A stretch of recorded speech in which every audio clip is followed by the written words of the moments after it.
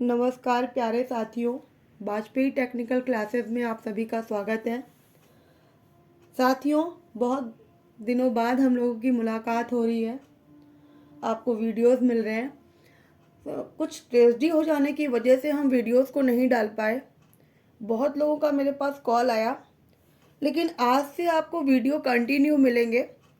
और साथियों, मैंने ये वीडियोस जैसे कि यूपीपीसीएल के 2014 से लेकर अभी तक जितने भी पेपर हुए हैं, मेरे पास जितने भी सेट हैं, मैंने उन सब से डीसी जनरेटर के क्वेश्चन निकाले हैं। और मैं चैप्टर वाइज, जो लोग मुझे चैप्टर वाइज पढ़ना चाहते थे, वो चैप्टर वाइज मैं डीसी जनरेटर के सारे क्वेश्चन इसमें कराऊंगी। और इसमें आपको पार्ट 2 वीडियोस और मिलेगा, उसमें डीसी जनरेटर से रिलेटेड जितने भी न्यूमेरिकल है वो न्यूमेरिकल पोर्शन होगा और लिस्ट ऑफ फॉर्मूला होगा, उसमें फॉर्मूले की लिस्ट भी होगी। आज हमने क्वेश्चंस के बनाए हैं, इसमें लगभग आपको 40 क्वेश्चंस मिलेंगे। और आप लोग को ये पीडीएफ जब तक यूपीपीसीएल का एग्ज़ाम नहीं होता है तब तक कंटिन्यू वीडियोस मिलते जाएंगे। और ये पीडीएफ आपको, इस नोट्स का पीडीएफ आप लोग हमारे टेलीग्राम चैनल से जुड़ जाइए, वहाँ पे आपको ये पीडीएफ प्रोवाइड हो जाएगा। तो देखिए साथियों, पहला क्वेश्चन क्या है, डीसी जनरेटर में इंटरपोल फील्ड कॉइल किससे जुड़ी होती है?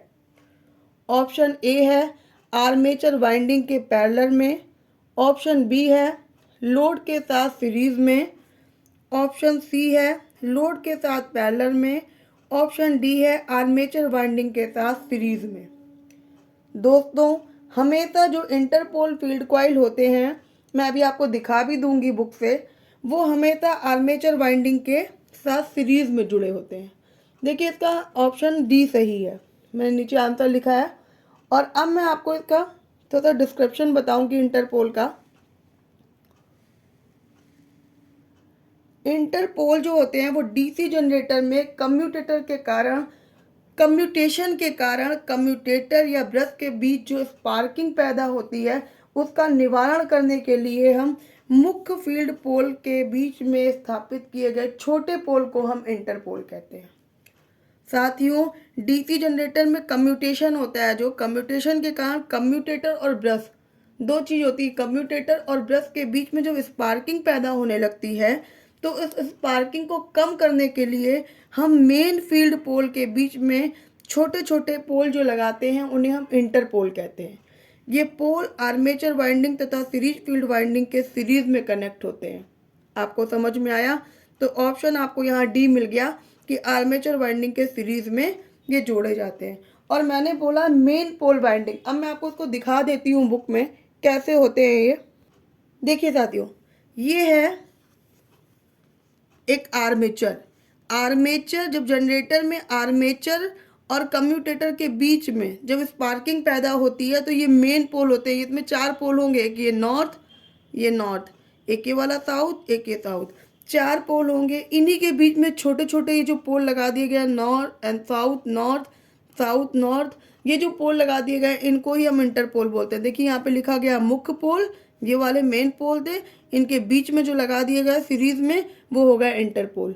समझ में आया? इंटरपोल कहाँ लगे होते हैं? आर्मेचर के सीरीज में लगे होते हैं। इंटरपोल छोटे पोल होते हैं। इंटरपोल का काम क्यों लगाए जाते हैं? जो कम्यूटेटर और ब्रशों के बीच में अगर स्पार्किंग पैदा होती है, स्पार्किंग को खत्म करने के लिए ही हम इंटरपोलों को लगाते हैं। ठीक है, इंटरपोलों का जो मतलब संख्या जो होती है वो मेन पोलों के बराबर होती है। याद रखना, ये भी एक क्वेश्चन है। इंटरपोलों की संख्या कितनी होती है? मेन पोल के बराबर, मतलब नॉर्थ साउथ दो, 4 पोल लगे तो 4 इंटरपोल लगे, 1 2 3 4। आया समझ में? आगे बढ़े। नेक्स्ट क्वेश्चन है, किसी इलेक्ट्रिक बूस्टर के लिए किस प्रकार के जनरेटर का प्रयोग किया जाना चाहिए? Option A cumulative compound, option B differential compound, option C shunt, option D series. तो आंसर है इसमें सीरीज जनरेटर। हमेशा इलेक्ट्रिक बूस्टर जब बूस्ट करते हैं या एक्साइट करते हैं, एक्साइट के लिए तो सॉरी संट हो जाता है, लेकिन जब भी बूस्टर करना होता है तो डीसी सीरीज जनरेटर का प्रयोग किया जाता है। साथियों, मेरे बैक के वीडियो भी आप लोग देख लीजिएगा, मैंने वहाँ पर डीसी जनरेटर के और भी जो क्वेश्चन थे मैंने वहाँ डिस्क्राइब कर रखे हैं, उनको मैं लाई नहीं। इसके जस्ट पहले वाला वीडियो, मतलब जो मैंने लास्ट वीडियो पढ़ा है, उसको भी आप लोग एक बार सॉरी देख लीजिएगा। हाँ, नेक्स्ट क्वेश्चन है डीसी जनरेटर में ईएमएफ का समीकरण क्या है। ऑप्शन ए दे रखा है 5ZNP upon 50A volt. Option B है 5ZNP upon 60A। Option C है 5ZNP upon 10A। Option D है 5NZP अपॉन 100। तो साथियों, मैं आपको पहले भी बता चुकी हूँ, कई बार बताने का मतलब ये होता है कि जो पहली बार वीडियो देख रहे हैं उन तक पहुँच जाए और आपको बार बार आपका रिवीजन होता जाए। तो इसमें ऑप्शन सही है, डीसी जनरेटर का ईएमएफ इक्वेशन होता है E बराबर 5ZNP अपॉन 60A। ठीक है, ऑप्शन बी आंसर में लिखा है।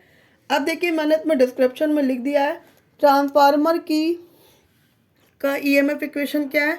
ट्रांसफार्मर का है 4.445 FN वोल्ट्स। ठीक है, अल्टरनेटर का क्या है 4.445 FT वोल्ट्स। और डीसी मोटर का क्या है, सेम यही होता है जो जनरेटर का था, लेकिन यहाँ पे ईबी लग जाता है, बैक ईएमएफ। ठीक है, ईबी बराबर 5ZNP अपॉन 60A।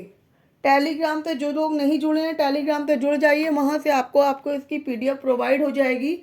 अब आपको कंटिन्यू वीडियोस मिलने वाले हैं और ये चैप्टर वाइज जो मुझसे पढ़ना चाहते थे उनके लिए भी उस चैप्टर से कितने क्वेश्चन पूछे गए, तो आपको क्वेश्चन अभी मिल जाएंगे। ठीक है, थ्योरेटिकल जब हम पढ़ेंगे तो हम आगे स्टार्ट कर देंगे। ओके, नेक्स्ट क्वेश्चन है साथियों, किसी अल्टरनेटर को एक्साइट करने के लिए कौन सा जनरेटर यूज होता है, मतलब कौन सा होता है। ऑप्शन ए है डायनमो, ऑप्शन बी है शंट जनरेटर, ऑप्शन सी है एसी जनरेटर, ऑप्शन डी है सीरीज जनरेटर। अभी अभी मैंने आपको बोला, अगर बूस्टर के लिए बोलते हैं तो सीरीज जनरेटर होता है, लेकिन यहाँ पर एक्साइट उत्तेजित करने के लिए कह रहे हैं तो यहाँ पे कौन सा जनरेटर होता है, डीसी शंट जनरेटर। ठीक है, ऑप्शन मैंने लिख दिया है, डीसी शंट जनरेटर का प्रयोग करते हैं।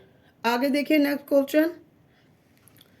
ये क्वेश्चन ज़्यादा समझने वाले नहीं है, इसमें रट्टाफिकेशन वाले हैं, इनको आप लोग अच्छी तरीके से लर्न कर लीजिएगा।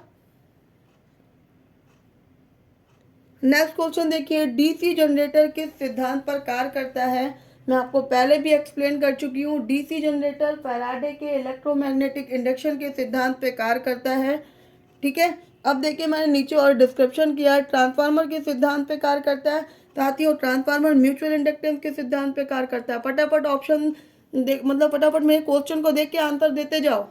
ऑटो ट्रांसफार्मर के सिद्धांत पे कार्य करता है, सेल्फ इंडक्टेंस के सिद्धांत पे कार्य करता है, बैटरी के सिद्धांत पे कार्य करती है, फैराडे के इलेक्ट्रोलाइसिस के सिद्धांत पे कार्य करती है, अल्टरनेटर भी फैराडे के इलेक्ट्रोमैग्नेटिक इंडक्शन के सिद्धांत पे कार्य करता है, DC motor current carrying conductor के सिद्धांत पे कार्य करती है, 3 फेज एसी मोटर भी करंट कैरिंग कंडक्टर के सिद्धांत पे कार्य करती है। अगर ऑप्शन में आता है 3 फेज मोटर तो लिख देना डीसी मोटर के सिद्धांत पे कार्य करती है, तो भी आप टिक लगाइएगा। ठीक है, मेट्रो में ऐसे ही घुमा के पूछते हैं। ओके, जितने लोग जुड़े हैं फटाफट चैनल को लाइक और सब्सक्राइब कर दीजिए, लाइक कर दीजिए, अपने और भी साथियों को चैनल को शेयर कर दीजिए। साथियों, जितने भी लोग यूपी से हैं, अदर स्टेट के भी हैं, तो उनको भी ये चीज़ें बहुत अच्छे से मैं एक्सप्लेन कर रही हूँ, उसको बहुत फ़ायदा होगा आप लोग को। जो loco pilot all India level पे लोग देने वाले हैं उनको भी शेयर कर दीजिए। आप लोग लाइक और शेयर कर दीजिए प्लीज़ फटाफट। देखिए नेक्स्ट क्वेश्चन है, डीसी जनरेटर में अधिकतम दक्षता तभी हो जब डीसी जनरेटर में मैक्सिमम इफिशियंसी हमको कम मिलती है जब वेरिएबल लॉस और कांस्टेंट लॉस दोनों बराबर होते हैं। ठीक है, मैंने लिख दिया है डायरेक्ट इसमें, आगे मैंने वन लाइनर भी बनाए हैं टाइम सेव करने के लिए। डीसी जनरेटर में मैक्सिमम इफिशियंसी कब हमें मिलती है, जब वेरिएबल लॉसेस और कांस्टेंट लॉस बराबर हों, मतलब कि परिवर्तित हानि और स्थिर हानि दोनों बराबर हों। एक्सप्लेनेशन में देखिए क्या दिया है, यही क्वेश्चन अगर आपसे पूछता है ट्रांसफार्मर में हमको अधिकतम इफिशियंसी कम मिलती है, तो तब मिलती है जब आयरन लॉस कॉपर लॉस बराबर होंगे।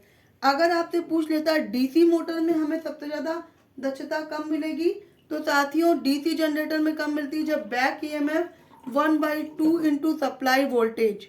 ठीक है, तभी हमको सबसे ज़्यादा एफिशिएंसी मिलेगी। ये जो ब्रैकेट में बना के दिया है इससे रिलेटेड इनको बहुत अच्छे से लर्न कर लीजिएगा। यूपीपीसीएल जितने भी लोग मुझसे जुड़े हैं उनका छूटना नहीं चाहिए। आपको अब से किसी भी तरीके की समस्या आ रही है आप मुझसे कांटेक्ट करिए।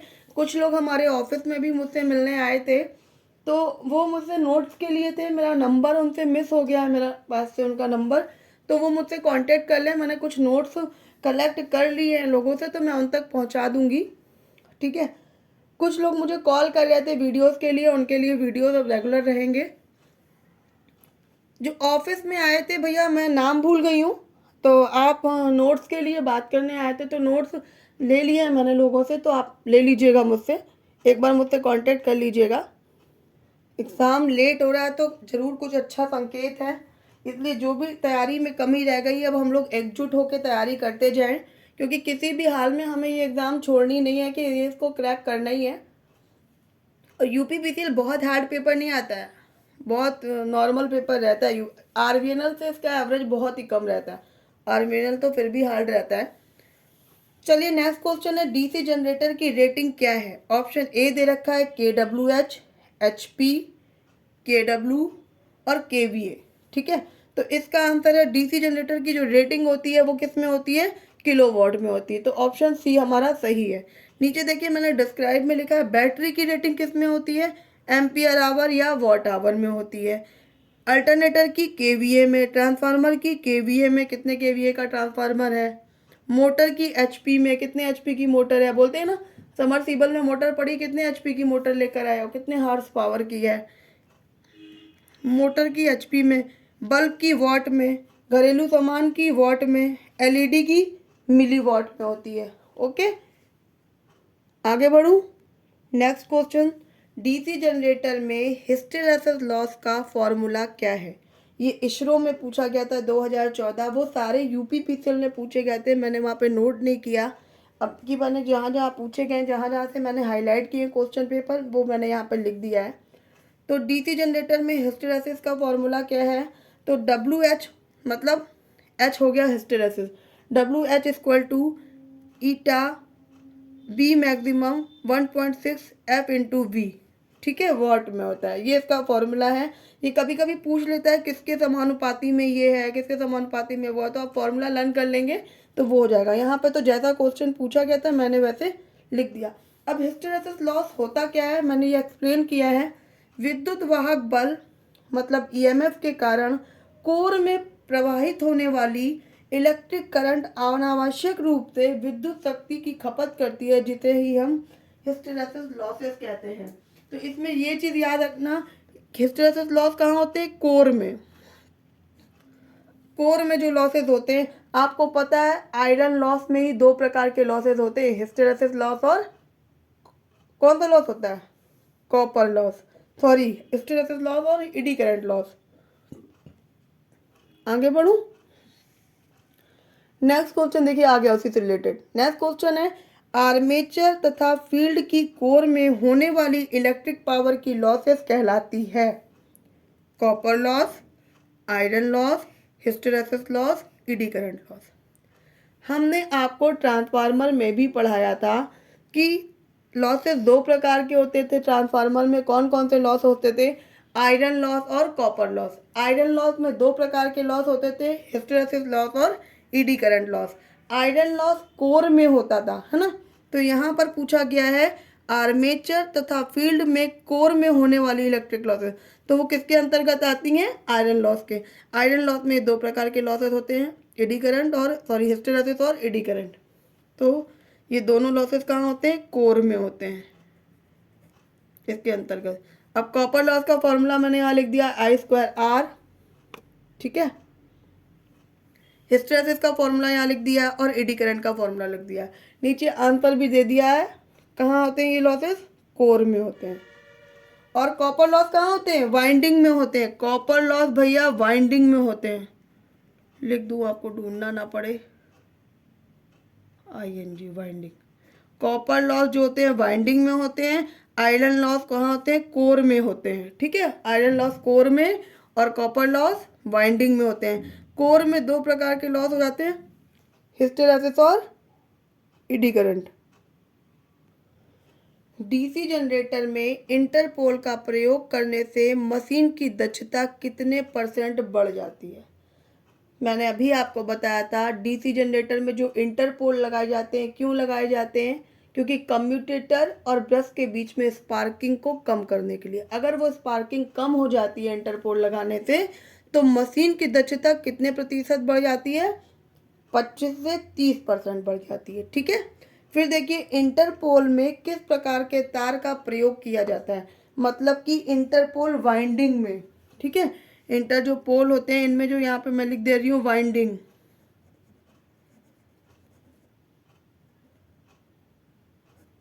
इंटरपोल वाइंडिंग में किस प्रकार के तार का प्रयोग किया जाता है? मोटे तार, कम टर्नों की वाइंडिंग की जाती है इंटरपोलों में, इस प्रकार की वाइंडिंग का।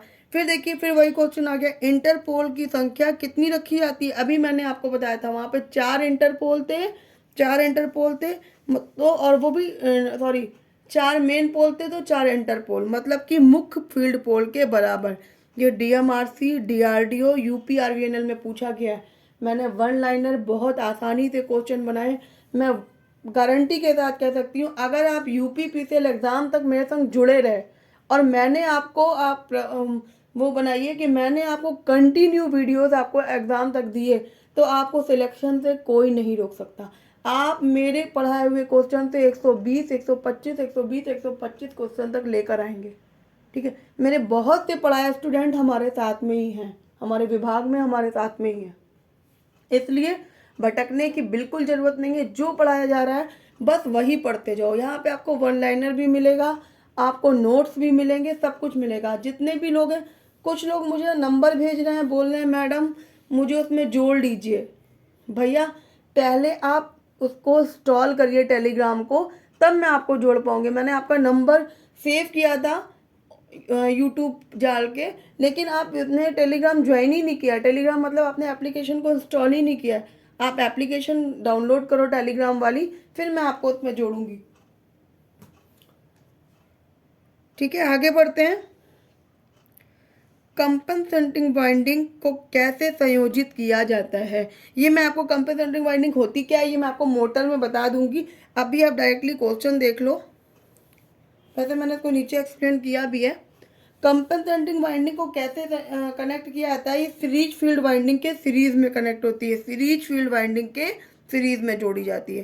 कंपनसेटिंग वाइंडिंग द्वारा फ्लक्स स्थापित जो फ्लक्स होता है आर्मेचर द्वारा स्थापित फ्लक्स के विपरीत कार्य करता है। मान लीजिए कोई कंडक्टर है और चल रहा है, उसमें कंडक्टर चल रहे हैं, तार चल रहा है, फ्लक्स स्थापित हो रहा है, तो जो आर्मेचर से फ्लक्स जो पैदा होगा ना, वो उसके उल्टा चलेगा और उसे जो न्यूट्रलाइज कर देता है, उसी को ही हम कहते हैं कंपनसेटिंग वाइंडिंग। मैं आपको इसको आगे मोटर वाले चैप्टर में और अच्छे से एक्सप्लेन कर दूंगी। हो गया यहाँ पे तक? देखिए फिर नीचे कंपनसेटिंग वाइंडिंग कैसे बनाई जाती है? मोटे तार कम टर्नों की बनाई जाती है। भैया ये भी क्वेश्चन डीएमआरसी और सॉरी डीआरडीओ, यूपीपीसीएल, यूपीआरवीएनएल में पूछा गया है। अभी पूछा गया था ऊपर, इंटरपोल वाइंडिंग किस प्रकार के तार की होती है? मोटे तार कम टर्न। कंपनसेटिंग वाइंडिंग कैसे होती है? ये भी मोटे तार कम टर्नों की होती है। ठीक है, मोटे तार कम टर्नों की होती है। अब देखिए नेक्स्ट क्वेश्चन है, question number 14। Over compound generator का प्रयोग कहाँ किया जाता है? ओवर कंपाउंड जनरेटर का प्रयोग स्ट्रीट लाइट मतलब सड़क की लाइटों में, रेलवे में और लाइटिंग में किया जाता है। जब भी लाइटिंग की समस्या आती है तो ओवर कंपाउंड जनरेटर का ही प्रयोग किया जाता है। जो भी चल रहा है उसको फटाफट ऐसे करते जाओ। उसके बाद मैं कोशिश करूंगी कि इसका जितने भी क्वेश्चन और छूट रहे हैं हाईलाइट करके, तो छूटेंगे वो मैं स्क्रीनियस करके डाल दूंगी। लेकिन ये वन लाइनर है, इसको फटाफट लर्न करते चले जाओ। एक बार इन सब क्वेश्चनों को देख जरूर डालना। ठीक है, देखिए नेक्स्ट क्वेश्चन है, डीसी सीरीज जनरेटर का प्रयोग कहाँ किया जाता है? डीसी सीरीज जनरेटर का प्रयोग वोल्टेज ड्रॉप को पूरा करने के लिए मतलब बूस्टर के रूप में करते हैं। अभी ये क्वेश्चन पहले हो भी चुका है, पहले भी पूछा गया था एग्जाम में। देखिए फिर यहाँ पे पूछ लिया घुमाकर कि डीसी सीरीज जनरेटर का प्रयोग कहाँ किया जाता है। ऑप्शन दे रखे थे, मैंने डायरेक्टली आपको बता दिया, वोल्टेज ड्रॉप को पूरा करने के लिए बूस्टर के रूप में। ठीक है, बूस्टर के रूप में डीसी सीरीज जनरेटर और एक्साइटेड के उत्तेजना के रूप में कौन सा? DC shunt generator. फिर देखिए नेक्स्ट क्वेश्चन है डीसी सीरीज में, क्वेश्चन क्या है, डीसी जनरेटर में सीरीज वाइंडिंग बनाई जाती है। साथियों डीसी सीरीज जनरेटर में मोटे तार कम टर्न, जो जनरेटर होता है उसमें 3 प्रकार की वाइंडिंग होती है। कौन कौन सी होती है? सीरीज वाइंडिंग, शंट वाइंडिंग और आर्मेचर वाइंडिंग। देखिए मैंने नीचे डिस्क्राइब कर दिया, सीरीज वाइंडिंग, शंट वाइंडिंग और आर्मेचर वाइंडिंग। सीरीज वाइंडिंग जो भी होती है मोटे तार कम टर्नों की होती है, इसके टर्मिनल को हम D1 D2 से डिनोट करते हैं। शंट वाइंडिंग जो होती है वो पतले तार अधिक टर्नों की होती है, इसके टर्मिनल जो होते हैं दोनों पॉइंटों को हम E1 और E2 से डिनोट करते हैं। आर्मेचर वाइंडिंग जो होती है, आर्मेचर वाइंडिंग में A1 A2 ये जो ब्रैकेट ऐसे बना रखे हैं साइड में, ये होते हैं ब्रश। ठीक है, आया समझ में? तो आपसे शंट पूछेगा तो भी आप बता लोगे, आर्मेचर वाइंडिंग पूछेगा तो भी आप बता लोगे, और सीरीज तो क्वेश्चन में पूछ ही रहा है। आगे बढ़ते हैं। आगे देखिए नेक्स्ट क्वेश्चन है डीसी सीरीज जनरेटर में होता है, पहले ऑप्शन देख लेते हैं, लोड करंट बराबर सीरीज करंट बराबर armature current, load current plus series current plus armature current. Option C है लोड करंट बराबर series current minus armature current, load current बराबर series current plus armature current. देखिए पहले तो वो समझे जिन्होंने अभी तक का कुछ पढ़ा ही नहीं है, अभी ITI करके आए हैं और पहला एग्जाम वो देंगे टेक्निकल DRDO के बाद, दूसरा दे रहे होंगे, कुछ कुछ लोग पहला दे रहे होंगे, तो पहले तो वो देखें। भैया देखो मैंने नीचे डीसी जनरेटर का वो बनाया है। डीसी जनरेटर में क्या होता है, ये आर्मेचर वाइंडिंग लगी है और ये सीरीज वाइंडिंग लगी है, ये दोनों एक दूसरे के सीरीज में जुड़ी हुई है। ठीक है, सीरीज में जुड़ के यहाँ पे हमने लोड दे दिया और आगे ये भी लोड भी सीरीज में है। ठीक, अब इसमें पूछ रहा है डीसी सीरीज जनरेटर में क्या होता है, सब कुछ सीरीज में जुड़ा हुआ है, तो इसमें करंट जो चलेगी तो कैसे चलेगी, IL मतलब लोड करंट। ठीक है, लोड करंट यहाँ से चली इधर आई, आर्मेचर गई, तो ये क्या हो गई IA आर्मेचर करंट। समझ में आ रहा है भाई? लोड करंट, यहाँ एक करंट हमने भेजी, ये लोड में गई तो यहाँ पे हो गई ये, यहाँ तक है IL load current. Load current के बाद ये आर्मेचर वाइंडिंग में घुस अंदर आ गई, अंदर आने के बाद ये हो गई आर्मेचर करंट, IA लिख दिया। इधर से ये सीरीज वाइंडिंग में आ गई तो SE करके लिख दिया, ISC सीरीज करंट। मतलब कि जो भी अगर मान लो मैंने यहाँ से 5 एम्पियर करंट गुजरी है तो यहाँ तक वो हम सीरीज में क्या होती है, करंट बराबर होती है। मतलब कि IL बराबर लोड करंट बराबर आर्मेचर करंट और सीरीज करंट, तीनों करंट बराबर होगी। 5 एम्पियर की गई है तो 5 एम्पियर लोड को भी मिलेगी, 5 एम्पियर यहाँ भी मिलेगी, 5 एम्पियर यहाँ भी। तो इसमें क्या होगा, लोड करंट बराबर सीरीज करंट बराबर सीरीज में क्या होता है, करंट समान होती है। तो ऑप्शन हमारा कौन सा सही हो जाएगा, ऑप्शन सही हो जाएगा लोड करंट बराबर सीरीज करंट बराबर आर्मेचर, ऑप्शन A हमारा सही होगा। समझ में आया? सीरीज जनरेटर में करंट सामान्य होती है क्योंकि तीनों वाइंडिंगें सीरीज में कनेक्ट होती हैं। 3 वाइंडिंग कौन कौन सी होती थी, आर्मेचर वाइंडिंग, सीरीज वाइंडिंग और लोड। ठीक, आगे बढ़ते हैं। नेक्स्ट क्वेश्चन है डीसी जनरेटर में पोल की अपेक्षा पोल शू का आकार होता है, पोल की अपेक्षा पोल शू का आकार 2 होता है। ठीक है, जो पोल होते हैं पोल शू की अपेक्षा पोल शू का आकार 2 गुना होता है।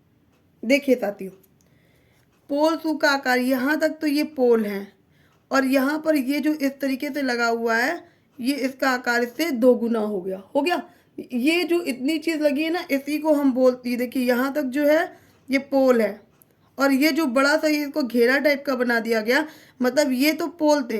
अब इन्हीं पोल को हमने इस तरीके से करके ऐसे फैला दिया और ऐसे करके ऐसे घुमा दिया, ये हो गया पोल शू। समझ में आया?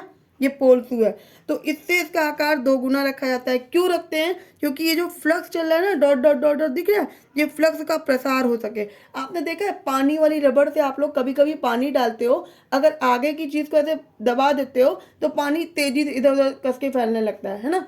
या तो कोई भी चीज़ पतली सी जा रही है और उसको ऐसे करके ऐसे फैला दिया तो मतलब ये और फैल के जाएगा।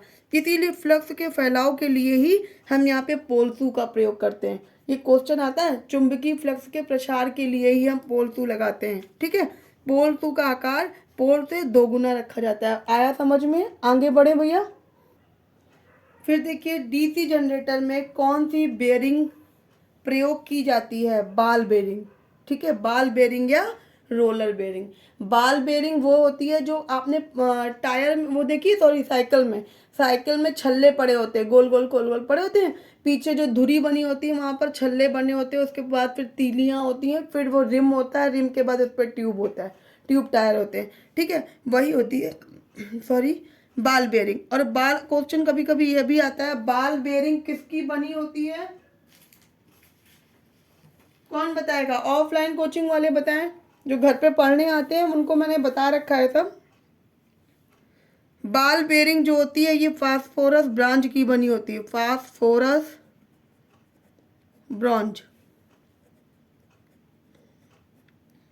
फास्फोरस ब्रॉन्ज की बनी होती है बाल बेयरिंग। ठीक है, आगे बढ़े, फटाफट चैनल लाइक कर दो, जितने लोग भी जुड़े हैं फटाफट लाइक कर दीजिए, लाइक कर दो, सब्सक्राइब कर दो, शेयर भी कर दो भैया, इतना तो कर ही दो। कम्यूटेटर का आकार कैसा होता है? कम्यूटेटर आकार में कैसा होता है? कम्यूटेटर आकार में वृत्ताकार होता है। याद रखिएगा, कम्यूटेटर जो आकार में होता है वृत्ताकार होता है। मैं आपको दिखा भी देती हूँ पूरा एक तरीके से। ये देखो भैया, ये साफ्ट है, मतलब ये साफ्ट है, एक रॉड है, ये पंखा लगा हुआ है, ये स्लॉटें कटी हैं, इसी स्लॉटों में हम वाइंडिंग करते हैं। वाइंडिंग कितने प्रकार की होती है? एक होती है लैप वाइंडिंग, दूसरी करते हैं हम वेव वाइंडिंग। जो वाइंडिंग करते हैं इन्हीं स्लॉटों में करते हैं, इस तरीके से पड़े हैं, ये स्लॉट कटे होते हैं, यहाँ देखो ये वाइंडिंग, और ये वृत्ताकार में कम्यूटेटर होता है। यहाँ से जो कम्यूटेटर का काम होता है, एसी को डीसी में या डीसी को एसी में कन्वर्ट करने का काम कम्यूटेटर करता है। ठीक है, जान गए ना? कम्यूटेटर वृत्ताकार, कैसा आकार पूछा गया है? वृत्ताकार। वाइंडिंग किस में करते हैं? हम स्लॉट में करते हैं। वाइंडिंग कितने प्रकार की होती है जनरेटर में? 2 प्रकार की, लैप वाइंडिंग और वेव वाइंडिंग। ये क्या है? साफ्ट है। ठीक है, चलते हैं क्वेश्चन पर। फिर देखिए क्वेश्चन क्या है, डीसी जनरेटर में पोल शू, देखिए आ गया क्वेश्चन, डीसी जनरेटर में पोल शू का क्या कार्य है? चुंबकीय फ्लक्स को समान मात्रा में वितरित करना। अभी बताया था ना कि पोल शू 2 गुना रखा जाता है। क्यों रखते हैं उसको? क्योंकि वो फ्लक्स को फैला सके, समान मात्रा में वितरित करना। नेक्स्ट क्वेश्चन देखिए, आर्मेचर वोल्टेज ड्रॉप का सूत्र क्या है? आर्मेचर वोल्टेज ड्रॉप का सूत्र है IA इंटू RA, मतलब armature current into armature resistance. ठीक, मैंने लिख भी दिया है। डीसी शंट जनरेटर में होता है, अभी हम लोगों ने देखा था डीसी सीरीज जनरेटर में क्या होता था? डीसी सीरीज जनरेटर में होता था लोड करंट बराबर आर्मेचर करंट बराबर सीरीज करंट। अब ये पूछ रहा है डीसी शंट जनरेटर में होता है। डीसी शंट जनरेटर में भैया आर्मेचर करंट बराबर load current plus shunt current. क्यों? ये देखो, ये इसके पैरेलल में है। आर्मेचर करंट बराबर आर्मेचर करंट हो गया लोड करंट, और ये दोनों जुड़ जाते हैं क्योंकि ये इसके पैरेलल में है। ठीक है, या तो कभी कभी उल्टा भी हो जाता है। आर्मेचर करंट, मैंने इसको डायग्राम को उल्टा बना दिया, मेरे को यहाँ पे लोड दिखाना चाहिए था इसके सीरीज में। ये शंट जनरेटर का डायग्राम है, और इसमें क्या होता है? आर्मेचर करंट बराबर load current plus shunt current होता है। ठीक, आगे बढ़ते हैं भैया। पतला सा एक रजिस्टर बना लो, उसमें जितने भी क्वेश्चन हम करा रहे हैं चैप्टर वाइज, उस कॉपी पे नोट करते जाओ, उससे आपको बहुत हेल्प मिलेगी आने वाले सभी एग्ज़ाम में। अभी बहुत सारे आपको एग्ज़ाम देने, और टेक्निकल में सिलेक्शन बहुत जल्दी होता है, मैं ये बार बार ये बात बोलती रहती हूँ। तो इसलिए आप लोग प्रॉपर वे में नोट्स बनाइए, क्योंकि अगर ये आप PDF निकाल भी लेते हो ना तो वो चीज़ें रह नहीं पाती हैं बहुत टाइम तक, लेकिन नोट्स जो बनाते हो वो रजिस्टर आपके पास हमेशा अवेलेबल रहता है। और वो ऐसा बनाइए कि कभी भी ट्रेन में सफ़र कर रहे हैं या कहीं भी एग्ज़ाम देने जा रहे हैं तो वो आपको रास्ते में पढ़ते हुए चले जाइए, है ना? तो आप रजिस्टर एक बना लो, इतनी सी बात मान लो मेरी। आप देखोगे, आप जब रजिस्टर बनाओगे, लिखोगे ना, तो लिखोगे भी, मेरी आवाज़ भी सुनोगे, आपके सारे ऑर्गन्स काम करेंगे, आपको बहुत जल्दी आना स्टार्ट होगा। तो प्लीज़ आप लोग प्रिंट तो निकाल ही लेना, और बाकी कुछ लोग जिनको थोड़ा सा मेरी तरह ये सीरियस लेना है तो प्लीज़ वो लोग नोट्स बनाना स्टार्ट कर दें। ठीक है, और मेरे वीडियोस बहुत ज़्यादा हमारे नहीं पड़े, 39 वीडियोस पड़े, उसमें भी 5 वीडियो 6 वीडियोस तो वो वीडियोस हैं जो 1-1 मिनट के हैं, जो मैंने शॉर्ट्स वीडियो बनाए थे। तो बहुत ज़्यादा वीडियोस नहीं है। प्लीज़ आप उन क्वेश्चनों को उनको बार बार देखते रहिए, बहुत आपको हेल्प मिलेगी उनसे। हेल्प क्या, आप समझ लीजिए, मैं बहुत सारी चीज़ें आपसे फिर शेयर करूँगी। नेक्स्ट क्वेश्चन है, आर्मेचर कोर को लैमिनेटेड सिलिकॉन स्टील धातु से क्यों बनाया जाता है? आर्मेचर को हमेशा लैमिनेटेड सिलिकॉन स्टील का इसलिए बनाया जाता है क्योंकि एडी करंट लॉस को कम करने के लिए। ठीक है। नेक्स्ट क्वेश्चन है, आर्मेचर किस धातु का बनाया जाता है? तो अभी ऊपर आपको आंसर मिल गया है, लैमिनेटेड सिलिकॉन स्टील का बनाया जाता है। आर्मेचर, फील्ड वाइंडिंग तथा लोड तीनों सीरीज क्रम में संयोजित किए जाते हैं, कौन सा जनरेटर है? तो भैया आपको पता है, आर्मेचर वाइंडिंग, सीरीज वाइंडिंग और लोड तीनों को हम कनेक्ट करते हैं तो वो कौन सा जनरेटर होता है? सीरीज जनरेटर होता है। इसके पहले का एक लास्ट वाला वीडियो है, उसमें भी डीसी जनरेटर से बहुत सारे क्वेश्चन पूछे गए हैं, मैंने वो यहाँ पर कॉपी नहीं करे हैं दोबारा, तो आप उसको भी एक बार देख लीजिएगा। वो आरवीएनएल के हैं, सेल के हैं। नेक्स्ट क्वेश्चन है, डीसी जनरेटर में कम्यूटेटर किस धातु का बना होता है? तो डीसी जनरेटर में कम्यूटेटर हार्ड ड्रॉन कॉपर या कठोर खिंचा तांबा का बनाया जाता है। ये डीएमआरसी और यूपीपीसीएल में पूछा गया है। और कम्यूटेटर का आकार कैसा होता है? अभी अभी मैंने आपको दिखाया, वृत्ताकार होता है। डीसी जनरेटर में कम्यूटेटर के पत्तियों के बीच में रिक्त स्थान जो होता है किससे भरा जाता है? तो वो माइका अभ्रक से भरा जाता है साथियों। माइका इंसुलेटर होते हैं। आपने देखा है कभी कभी आप वाइंडिंग कराने जाओ, अगर आपके पंखे की मोटर खराब हो जाए, ठीक है, पंखे में कौन सी मोटर लगती है? पंखे में लगती है परमानेंट कैपेसिटर मोटर। याद रखिएगा, लिख लेना, जो कॉपी में नोट कर रहे हैं ना, तो वो जो कॉपी बना के नोट कर रहे हैं वहाँ पे लिख लो फटाक से ऊपर, पंखे में यूज होती है परमानेंट कैपेसिटर मोटर। फ्रिज में कौन सी मोटर यूज होती है? फ्रिज में capacitor start capacitor run motor. ठीक है। वॉशिंग मशीन में कौन सी मोटर होती है? वॉशिंग मशीन में भी capacitor start capacitor run motor होती है यूज। ठीक है। गन्ने की मशीन में गन्ना का जो जूस पीते हो, capacitor start capacitor run motor, ये सिंगल फेज मोटर है। फटाफट लिखते जाओ, एक पतली सी कॉपी उठाओ, जल्दी से उसमें ऊपर लिखते जाओ। हर बार मौके मत दो, फटाफट इस बार लग जाओ, ढंग से लग जाओ। जब तक एग्जाम नहीं होगा मेरे वीडियोस आपको कंटिन्यू मिलेंगे। मिक्सी में कौन सी मोटर लगती है? मिक्सी में कौन सी मोटर लगती है? Universal motor. ये भी सिंगल फेज एसी मोटरें हैं, जितने भी नाम बोले। ठीक है।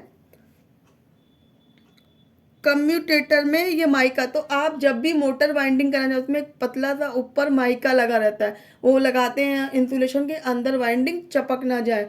प्लस के बीच में देखो लगा रहता है चमकीला चमकीला माइका अभ्रक। फिर देखिए नेक्स्ट क्वेश्चन है, डीसी जनरेटर में शाफ्ट के लिए शाफ्ट का क्या काम होता है? अभी मैंने आपको दिखाया था, शाफ्ट एक डंडा जैसा था, उसमें ही कम्यूटेटर और आर्मेचर दोनों लगे होते हैं। ठीक है। आर्मेचर का रेजिस्टेंस कितना होता है? आर्मेचर का रेजिस्टेंस बहुत कम होता है, इसीलिए हम लोग किसका यूज करते हैं? स्टार्टरों का यूज करते हैं। तो अंत क्या था? आर्मेचर का रेजिस्टेंस कितना होता है? 1 ओम। बहुत कम होता है, 1 ओम होता है। ठीक है। सारे क्वेश्चन हो गए ना इधर के? आगे बढ़ते हैं हम लोग। कॉपी में लिखोगे ना तो जैसे कुछ कुछ चीजें हम बताते जाते हैं वो भी नोट करते जाओगे। ठीक है। डीसी जनरेटर की दक्षता कितनी होती है? डीसी जनरेटर की दक्षता 90 से 95% होती है। अगर ट्रांसफार्मर की इफिशियंसी आपसे पूछ ले कितनी होती है तो फटाक से लिखो कॉपी में, ट्रांसफार्मर की होती है 99%, कभी कभी 100 भी अगर आइडल ट्रांसफार्मर है, 99, 98, 99 तक मिल जाए। बैटरी की दक्षता कितनी होती है? बैटरी की दक्षता अगर एम्पियर आवर में पूछेगा तब वो होती है 85 से 90 के बीच में।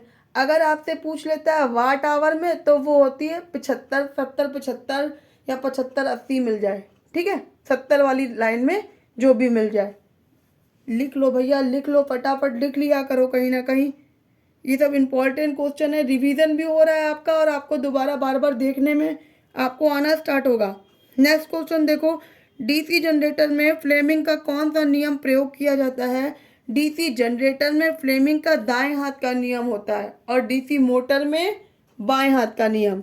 डीसी जनरेटर में दायां, मोटर में बायां। फिर देखिए, डीसी शंट जनरेटर का यूज़ कहाँ होता है? डीसी शंट जनरेटर का यूज़ होता है सेंट्रीफ्यूगल पंप में, इलेक्ट्रोप्लेटिंग में, बैटरी की चार्जिंग में और एक्साइटर में, जो अभी मैं बार बार आपको बता रही थी। आगे बढ़ूं भैया?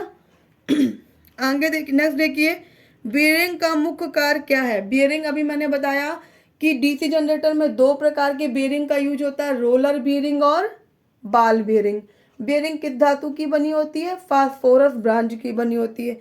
अब इसमें पूछा बियरिंग का मुख्य कार्य क्या है?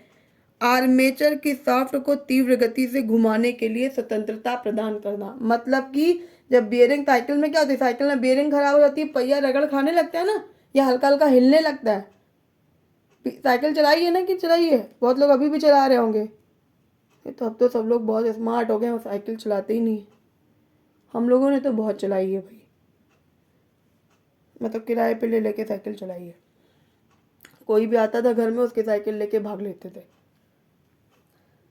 चलो देखते हैं फिर नेक्स्ट क्वेश्चन, डीसी मशीन में बाह्य भाग को कहा जाता है, जो डीसी मशीन का बाहरी भाग है उसको क्या कहा जाता है? Option A armature, option B है योक या बॉडी, ऑप्शन सी है कम्यूटेटर, ऑप्शन डी है स्लिप रिंग। तो कौन सा इसमें आंसर हो गया? हमेशा योक या बॉडी बोला जाता है डीसी मशीन को। डीसी, अब ये बॉडी किसकी बनी होती है? नेक्स्ट क्वेश्चन देखिए, बॉडी बनी होती है कास्ट आयरन या कास्ट स्टील की। कास्ट आयरन जो छोटे होते हैं वो कास्ट आयरन के बने होते हैं और जो बड़े होते हैं वो कास्ट स्टील के। छोटे जनरेटर होते हैं कास्ट आयरन के और ये बड़े वाले कास्ट आयरन। कास्ट आयरन जानते हैं आप क्या होता है? कास्ट आयरन, आपने पहले छोटा वाला हैंडपंप देखा जो बहुत टाइट चलता था, छोटा छोटा घर में लगा रहता था, बहुत हार्ड टाइप का होता था, बहुत छोटा, उसका हत्था भी बहुत छोटा सा होता था, वो बहुत टाइट चलता था, गांव वगैरह में लगा रहता था, वही होता है, वो कास्ट आयरन का बना होता है। नेक्स्ट क्वेश्चन है, डीसी जनरेटर में ब्रश तथा ब्रश होल्डर का क्या कार्य है? डीसी जनरेटर में ब्रश और ब्रश होल्डर का कार्य है विद्युत वाहक बल को कम्यूटेटर से बाह्य परिपथ को प्रदान करना। जो ब्रशेज होते हैं, ब्रशेस के माध्यम से ही जो भी सप्लाई बनती है, जो भी वोल्टेज बनता है, एसी हो या डीसी, उसको हम बाहर ले लेते हैं, किसके? कम्यूटेटर से बाहर। इसके ब्रश और ब्रश होल्डर के माध्यम से कम्यूटेटर तक आता है और उसको हम बाहर प्राप्त कर लेते हैं, एसी दे रहा है या डीसी। फिर देखो, आर्मेचर कोर की लैमिनेशन मोटाई कितनी रखी जाती है? कितनी होती है? 0.35 mm से 0.5 mm तक। ये मोस्ट इम्पॉर्टेंट है, अभी डीआरडीओ के एग्जाम में भी पूछ लिया गया था, जो 22 तारीख वाला पेपर हुआ था, जो पेपर कैंसिल होके 22 को हुआ है, उसमें ये क्वेश्चन था। फील्ड पोल किस धातु के बने जाते हैं? तो कास्ट आयरन के। शाफ्ट किसकी बनाई जाती है? माइल्ड स्टील की। बॉडी किसकी होती है? कास्ट आयरन की। पोल शू और पोल कोर और पोल शू किसके होते हैं? कास्ट आयरन के। आर्मेचर के कोर किसकी होती है? लैमिनेटेड। अभी तक के जितने भी क्वेश्चन पूछे गए थे, मैंने सॉरी कुछ गला गड़बड़ है, तो जितने भी क्वेश्चन पूछे गए थे मैंने वो सारे क्वेश्चन तो आपको यहाँ पे बता दिए हैं। अब हमारे डीसी जनरेटर के न्यूमेरिकल बचे हैं और लिस्ट ऑफ फॉर्मूला जो हम बनाएंगे वो उसका पार्ट 2 वीडियो आएगा तब मिलेगा। लेकिन अभी आपको चैप्टर वाइज दूसरा चैप्टर का मिलेगा, जैसे कि हो सकता है आपको ट्रांसफार्मर में प्रोवाइड करा दूँ, या मैं उसका सॉरी इल्यूमिनेशन चैप्टर है उसका मैं ट्राई कर रही हूँ कि मैं उसके क्वेश्चन करवा दूँ। ठीक है, तो साथियों जितने भी वीडियोस अभी तक पड़े हुए हैं, 39 वीडियोस पड़े हैं, बहुत ज़्यादा नहीं है, एक बार आप उनको देख लीजिए। अभी से आज से ही लग जाइए कंटिन्यू। तो मैं बता रही हूँ, अगर आप मेरे संग बराबर चलते रहेंगे, मेरे अगर 2 वीडियोस आपको डेली मिलेंगे, आप बराबर लगे रहोगे, तो आपको टेक्निकल में कोई भी नहीं रोक सकता।